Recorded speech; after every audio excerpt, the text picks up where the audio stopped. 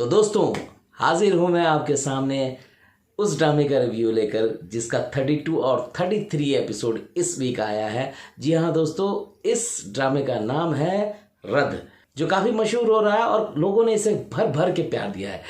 बात तो सही है। आपका भी फेवरेट ड्रामा है और मेरा भी फेवरेट ड्रामा है। तो आइए इसकी एक मुख्तसर कहानी पर नजर डालने के बाद एनालाइज करते हैं। तो मुख्तसर कहानी ये है दोस्तों। मैं तो कुछ और ही समझ रहा था। सालार जो एक इवेंट में जाता है, वहाँ उसके वालिद जो है वो एक ब्लास्ट करवा देते हैं किसी के थ्रू, और वहाँ पे सालार लोगों को बचाता है जैसा कि हीरो हम हमेशा करते हैं। तो बेचारा वो भी कि सब लोगों की जान बचा रहा है, और वहाँ पर उसकी ज़बान से एक नाम निकलता है, अनाया। अब उस नाम के पीछे में ईमान जो है पड़ गई है कि भाई ये अनाया कौन है, कहीं मेरी सौतन तो नहीं। इसी शक में वो पूरे एपिसोड में परेशान सी घूम रही है। इधर जैन जो है उसकी नफरत की आग बढ़ती जा रही है। वो उसने केस फाइल कर दिया है और जितने भी दुश्मन हैं उससे हाथ मिला लिया है। लेकिन ईमान जो है उसको सूझता है कि इस जैन का इलाज करना चाहिए, इसलिए वो उस दवाई के पास पहुंचती है, यानी कि बानो आपा के पास में। बानो आपा के पास जाकर के शिकायत करती है और बानो आपा जो है जैन को एक थप्पड़ मारती है। मारो, हमको जिंदा मत छोड़ो सालो। हम कोई मंदिर का घंटा है कि कोई भी आके बजा जाता है। थप्पड़ मारने के बाद उनको खुद अटैक आ जाता है, मतलब हार्ट में शायद थोड़ी बहुत अटैक आई हो, इसलिए वो घर पे रहती है, हॉस्पिटल नहीं जाती हैं। और वहाँ पर जैन आता है तो आपा और जैन के वालिद जो है वो सारा राज उसकी माँ का खोल देते हैं जैन के सामने। नहीं, मैं नहीं मानता। तब जैन को बेचारे को रियलाइज होता है कि उसने जो अब तक किया है गलत किया है। ये इस एपिसोड की मुख्तसर कहानी थी दोस्तों। आइए सीन को एनालाइज करते हैं।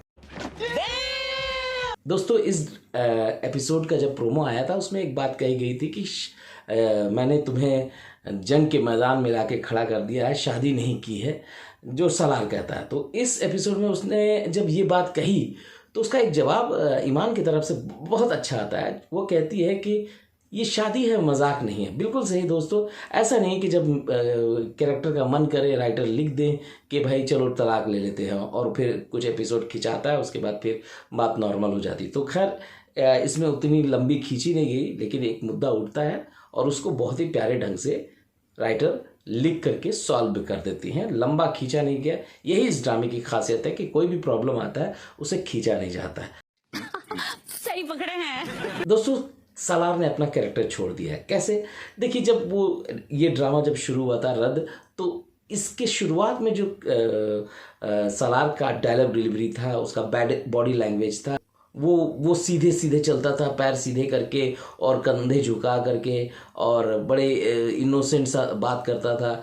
और ये कैरेक्टर जिस तरह का ईश्वर में अनिल कपूर साहब ने किया था, उसी तरह का कैरेक्टर नज़र आ रहा था। मैंने पहले भी एपिसोड बनाया, उसमें ये कहा कि इसने कैरेक्टर छोड़ दिया। तो अब ठीक है, मानता हूँ कि सालार की ज़िंदगी में ईमान आ गया, उसने कॉन्फिडेंस भरा, लेकिन इतना बॉडी लैंग्वेज चेंज हो जाएगा ये तो कोई इंस्टीट्यूट भी नहीं करता जितना ईमान ने कर दिया है। उसे तो इंस्टीट्यूट खोलना चाहिए। क्या बात है सर, क्या बात है सर, क्या बात, ये बात है। अरे सर क्या बात है कि भाई पर्सनालिटी डेवलपमेंट करे, एकदम यूं चुटकी में उसने एकदम सालार को बदल दिया। अब वो इतना कॉन्फिडेंट और इतना डेयरिंग के साथ नज़र आ रहा है। अब वो सालार नहीं नज़र आ रहा है, अब वो शहरयार मुनावर नज़र आ रहा है। अब वो कहीं से भी सालार नहीं दिख रहा है, वो कैरेक्टर ख़त्म हो गया। अब हम जो देख रहे हैं वो शहरयार मुनावर को देख रहे हैं। ये सब क्या देखना पड़ रहा है? अच्छा है मैं अंधा हूँ।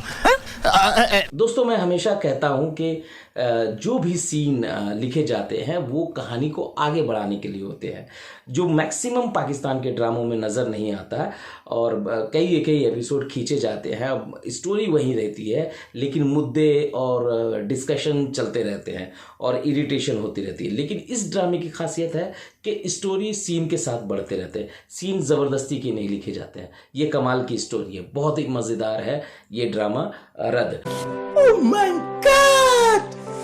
Wow! तो इसमें एक डेवलपमेंट ये हुई है कि जमील अब अकेला पड़ चुका है। उसका भाई मोहसिन और उसकी वालिदा उससे अलग हो चुकी है। तो जमील की वालिदा ने सवेरा के सामने कहा है उस सवेरा के सामने जो सबूत इकट्ठा कर रही है ताकि वो केस जीत जाए और उस बच्चे की कस्टडी उसके पास आ जाए और उसके बाप के ऊपर में जो लगा हुआ इल्ज़ाम है उससे वो पूरी तरह साफ सुथरे ढंग से निकल आए। क्या क्या क्या क्या?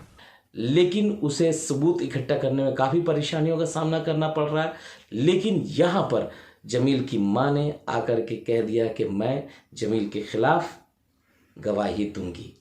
ये अच्छा डेवलपमेंट था और काफ़ी इम्प्रेसिव सीन था, क्योंकि जब सवेरा कहती है कि बचपन में ही आपको उसको ठीक कर लेना चाहिए था, उसको तरबियत अच्छी करनी चाहिए थी, यहाँ पे जमील की वालदा कहती है कि देखो मेरी तरबियत पे सवाल मत करो, क्योंकि उसी जमील को मैंने भी पाल पोस कर बड़ा किया है और उसी मोहसिन को भी मेरी ही तरबियत ने बड़ा किया, तो कहीं पे भी तरबियत पे सवाल नहीं उठता है।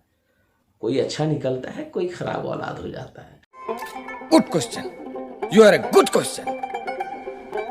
तो ये अच्छे सीन थे ड्रामा में। ये अच्छा लगा कि एक सेंसिबल तरीके से सीन को कहा गया है। दोस्तों इस ड्रामे में जो भी सीन आते हैं वो बहुत ही कमाल के होते हैं, लेकिन इतना प्यारा सीन लिखा गया था अदनान के लिए, जहां सालार अदनान को सीईओ बना देता है शुगर मिल का।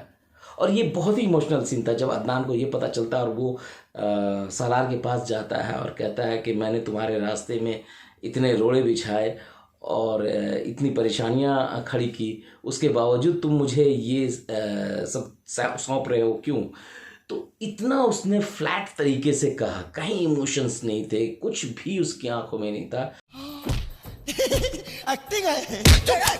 यही होता है दोस्तों। पता नहीं किस तरह से इसकी कास्टिंग की गई है, किस सिफारिश में की गई है मुझे नहीं मालूम, मैं किसी पे इल्ज़ाम नहीं लगा रहा हूँ, लेकिन सवाल तो उठते ही हैं क्योंकि इतना बेकार एक्टर है अदनान, कुछ इमोशंस नहीं है। और इस सीन में वो सालार को खा जाता अगर वो परफॉर्मेंस कर जाता है अच्छे से, लेकिन इतने भद्दे तरीके से, इतने बुरी तरीके से उसने एक्ट किया है कि सीन का मैं कहूँगा मर्डर कर दिया है। अब ये भी मुझे सिखाना पड़ेगा आपको। दोस्तों अब एक पॉइंट है जो बहुत ही इम्पोर्टेंट है कि अब ड्रामा में थोड़ा सा ट्विस्ट लाने के लिए, सस्पेंस लाने के लिए एक मतलब घटना घटती है कि भाई सालार जहाँ पर है वहाँ उस इवेंट में एक ब्लास्ट होता है और वहाँ आग लग जाती है। और उस आग में जो आग जल से डरता है हमेशा सालार, जिसमें उसकी वालदा का इंतकाल हुआ था उस हादसे में, तो वो सालार उस आग में से बाहर निकलता है, बच्चियों को, छोटी छोटी बच्चियों को बचाता है, लेकिन वहाँ पर वो चिल्लाता है कि मैं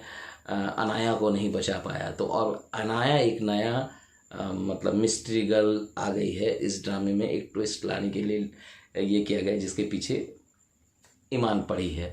लेकिन देखिए पहला जब एपिसोड 33 नंबर शुरू होता है तो दोनों का कन्वर्सेशन 32 नंबर एपिसोड में गया वो आग वाला सीन, और 33 नंबर एपिसोड में ईमान बड़े अच्छे से पहला सीन में सालार के साथ बहुत नॉर्मल कन्वर्सेशन कर रही है।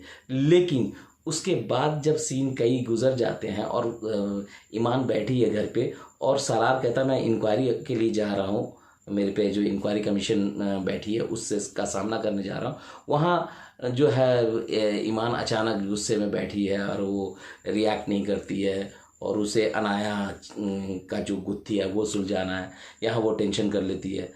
मुझे समझ में नहीं आया कि नॉर्मल हो, इस बीच तो नॉर्मल थी, फिर अचानक ये क्यों इस तरह से बदगुमान हो गई।